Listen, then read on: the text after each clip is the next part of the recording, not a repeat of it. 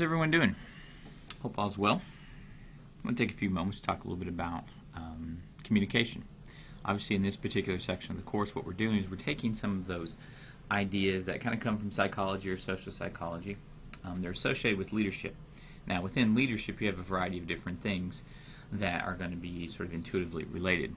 If you're talking about goal setting, if you're talking about kind of holistic development, one of the things when you start thinking about kind of the process of leadership involving goals, providing feedback or reviewing with the subordinates, then you have development, this whole idea of reward structures. Well, part of that as well is this notion of communication. And that's going to, if you kind of think of the cycle of leadership, that is going to directly relate back to this idea of teamwork and goal setting. Okay, so when we're trying to think about communication, because many of you are going to be involved in such different organizations in a very, very diverse industry, it kind of behooves us to just pick something, some model of communication, talk about that, and use that as the case study. Critical thinking, kind of philosophy of critical thinking says to use case studies and tell stories, and that's a way for students to then to understand a process and then relate it back to what it is that they're doing. So as a result, sort of in keeping with the theme of the class, even though many of you are going to be working in organizations where you're not necessarily going to be coaching or involved with coaches or anything like that, we kind of use that dichotomy of the coach-athlete relationship to focus on and highlight the characteristics or dynamics of communication. So when you talk about relationships and how they work together, and whether you're talking about romantic relationships, professional relationships, athletic relationships, whatever, the whole notion of leadership is associated with communication and reward structures. All right, and so now what constitutes good communication is going to be sort of up to each environment. There are a couple of hallmarks of good communication, and one of the things that we're going to find as we start to move forward is how you communicate. Literally, how you communicate with people is going to vary, and it's not just simply the words that are coming out of your mouth. You have things like nonverbal forms of communication, like tone, intonation, how you stand, posture, how you dress, how you present yourself in personal and professional situations. And then, additionally, one of the things that a lot of sport practitioners have been talking to me about is a lot of students realize that they manage their impression and communicate through people through Facebook, and so they have kind of their own personal page, and then they have a more kind of professional page. We know a lot of people during the interview process will get on Facebook and try to search for the person and see how they carry themselves in the online environment. Well, increasingly, people are going to do the same thing with Twitter, and they're starting to look at what you post.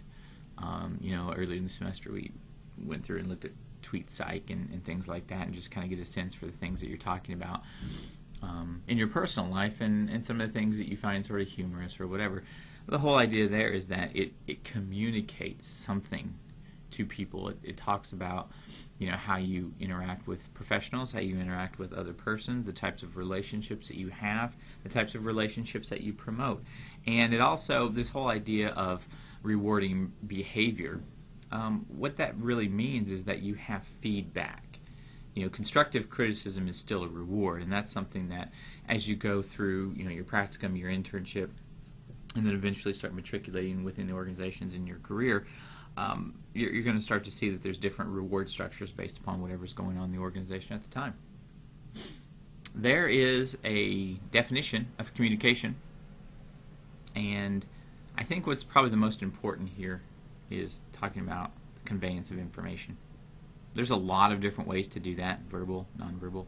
Okay, I've heard it said. Now, it's hard to say how you measure these things, but upwards of 65 to 75% of the communication in day-to-day interactions involves nonverbal forms of communication. So there's something very powerful about that. And when we look at communication, how you communicate is going to change based upon power, status, authority. Are you in charge, or are you the subordinate? That's going to sort of tinge or influence this process of communication, and so that's going to be important. Many of you already sort of intuitively know this, but what we need to do is, in order to kind of start talking about these things, we need to have kind of a working definition and make sure that we all have the proper vocabulary and nomenclature as we start moving forward. Nonverbal communication. find it extremely interesting. Having worked in a variety of different organizations, sport and non-sport related, when you talk about leadership, one of the things that leaders are required to do is understand subordinates and understand what subordinates are communicating to them on a daily basis. And most of this understanding of communication has little to do with what's written in an email, what's said around the office. It has more to do with the expression of emotions. And oftentimes this is done through a variety of different things: facial expressions, body language, all these different things, even the way that you carry yourself when you're interacting with someone. I had a student that was just in the office the other day, and they're part of a group that had come in for a group project, and they had some questions about it. And this particular individual is very shy, very reticent, doesn't participate much. They're a good person, and well, as far as I know, I don't really know them personally, but in terms of class, I always come to class and that kind of thing, and they stay awake, which is good. Anyway, and so there's 4 people in the group. 3 people are kind of over in the far right part of my office, and this person is kind of on my left behind my very large external monitor, so I couldn't really see them a whole lot. But I could see out of the corner of my eye that this person didn't really understand what I was talking about. Maybe it was a little bit alienated from the discussion. It had to do with statistics and how to interpret some data that they were working on and that kind of thing. But every time I would turn my glance to him, he would then start nodding his head, like, oh yeah, I understand what's going on. And I'm not judging this individual, but that is a very, very important form of nonverbal communication. He understands that he's trying to communicate to me that he's conveying this impression that I'm involved in the discussion, and I truly get, kind of quote unquote, what you're talking about. Whether he did or not, I don't know. I know that he was trying, and that in and of itself says a lot. When I go to class, when I used to work at in an athletic department, one of the schools I attended, it was always kind of funny when I worked with student athletes. They would come in, and some would sit just like they're literally melting in the chair. They were sort of too cool for school, and they couldn't be bothered to be there. Now, they never said anything, but it's how they carry themselves. Now, if you think about that interaction, okay, that person's conveying to me a lot of different things. One is that I probably don't want to be here, and that's not necessarily a personal denigration to me or anything like that. It's just simply I don't want to be involved in this process. Someone's forcing me to be here, that kind of thing. All right.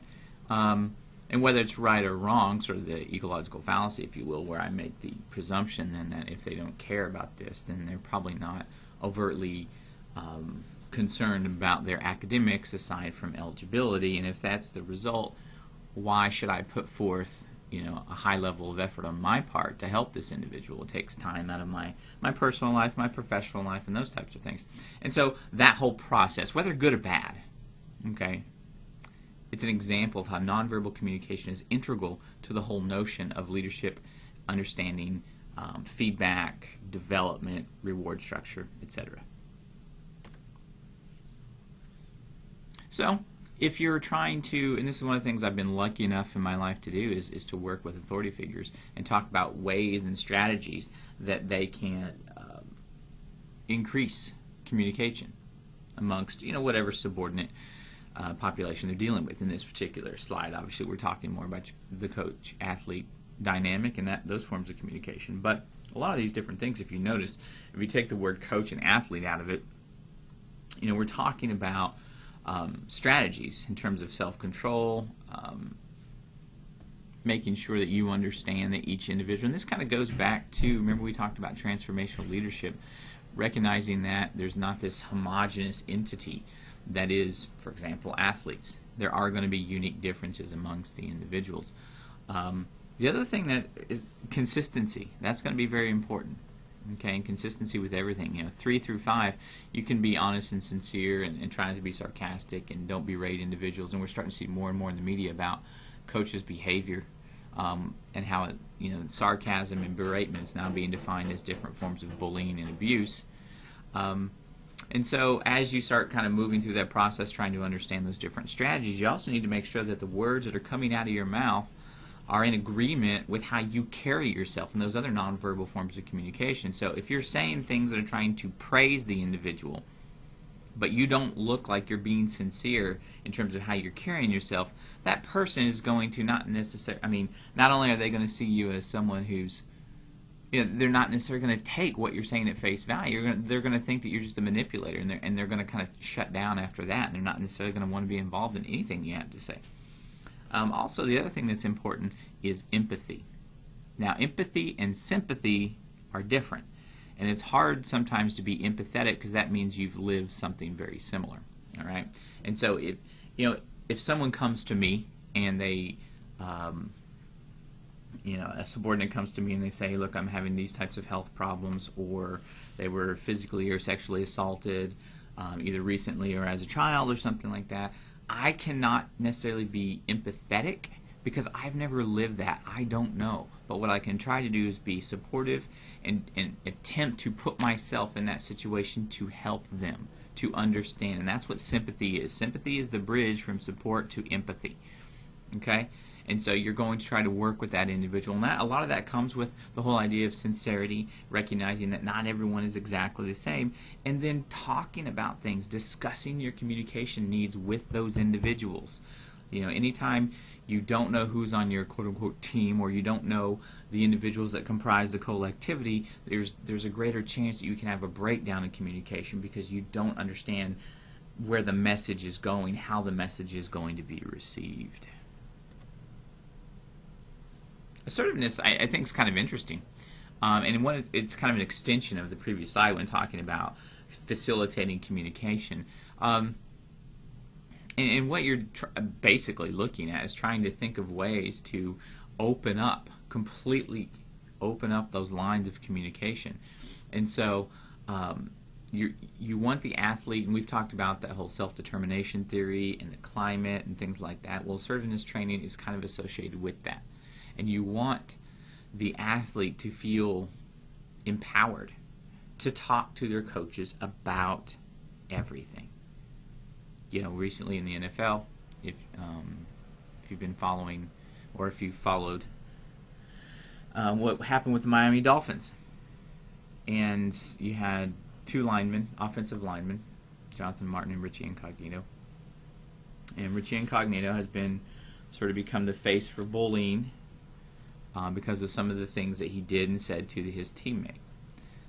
From all accounts, the administration and the coaching staff did not necessarily know what was going on, and many people have posited that the role of bullying and hazing is associated with the culture that's being established within that organization and a lack of leadership from the top down. And those individuals felt like you had to have leaders in the locker room that were not comfortable, or they did not necessarily see a need to go and talk to the coaches about everything. Well, that would be an example of this assertiveness training, where you want those coaches and those athletes to be empowered to work together to solve whatever issues arise, be it in the locker room, be it on the field of play, or be it within the organization. All these things are going to be related, and that's something that's very important for us.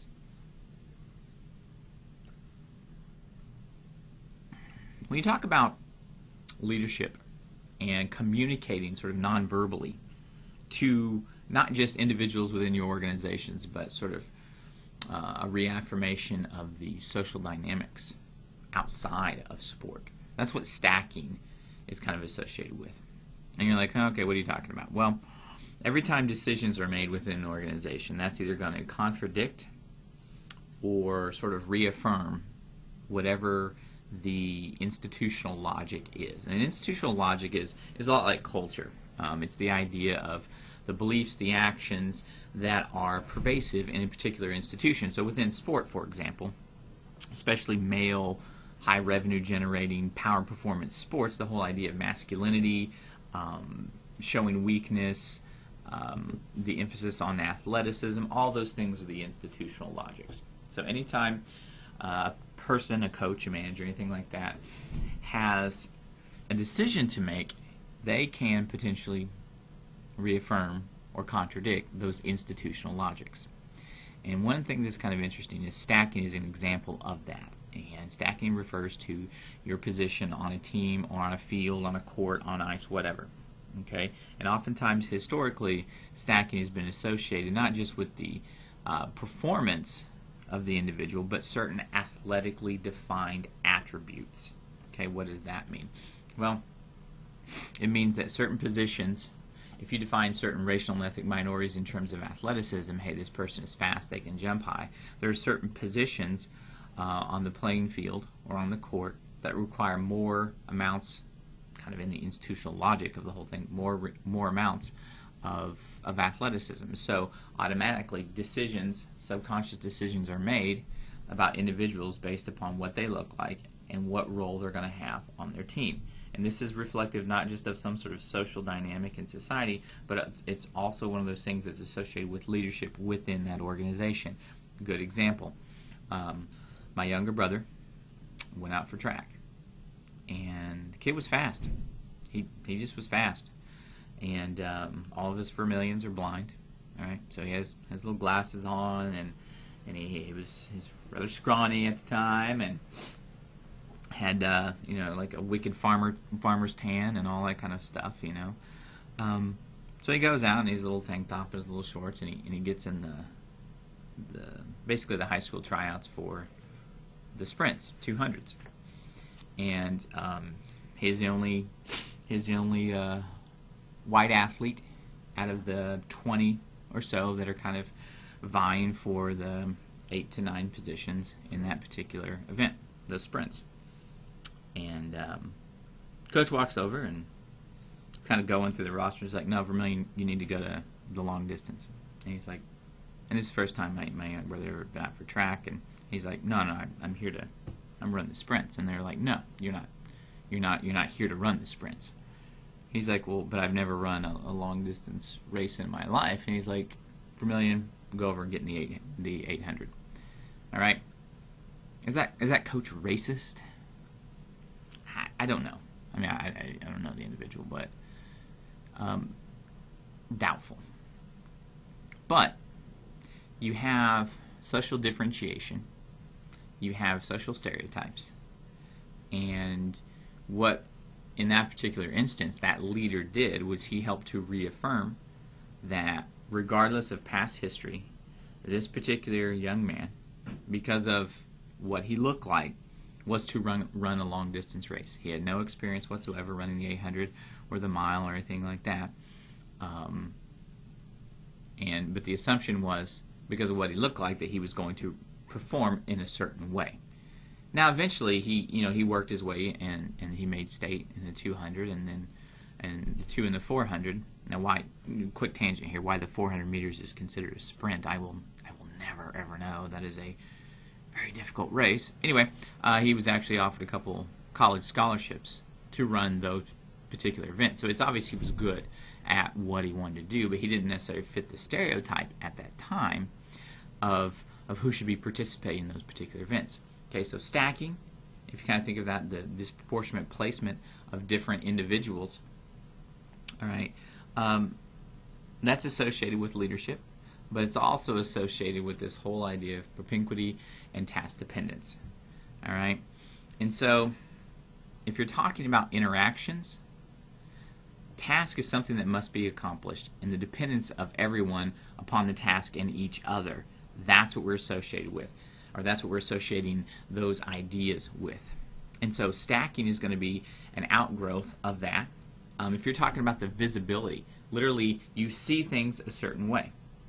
All right, and for a very long time, certain positions in certain sports are associated with athleticism and intelligence, and it's taken a very, very, very long time for those ideas, those historically sort of constraining ideas, to erode and become this thing that's truly a meritocratic structure, which is what we like about sports. You rise up and you win, or you're rewarded based upon your merits.